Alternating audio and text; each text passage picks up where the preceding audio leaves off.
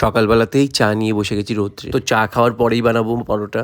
তার জন্য আটাতে নুন, চিনি এগুলো দিয়ে একটুখানি মাখিয়ে তারপরে জল দিয়ে মাখিয়ে নিয়েছি।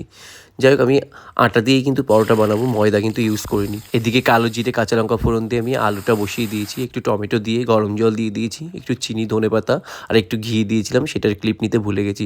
যাই হোক, পরোটাটা এবার আমি চিকনভাবে বেলে নেব। তো পরোটা বেলা রেডি, এবার সেঁকে নেওয়ার পালা। তো প্রথমে এই পিঠ সেঁকে নিলাম, এবার একটু এই পিঠে তেল দিয়ে আবার উল্টে দিয়ে অন্য পিঠে অল্প একটু তেল দিয়ে সেঁকে নিলাম। যাই হোক, রেডি। তোজোকে খেতে দিয়ে দিয়েছি। এদিকে এবার খাওয়া দাওয়ার পর মাটন করবো, সেজন্য আলুটা প্রথমে ভেজে নিয়েছি।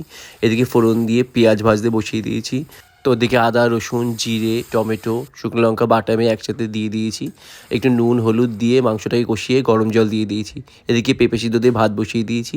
ওদিকে মাংসে আলু আর চর্বিটা আমি দিয়ে দিলাম। ব্যাস রেডি। এবার গরম মশলা দিয়ে নামিয়ে নিলাম। তো রান্না করার পর বেশ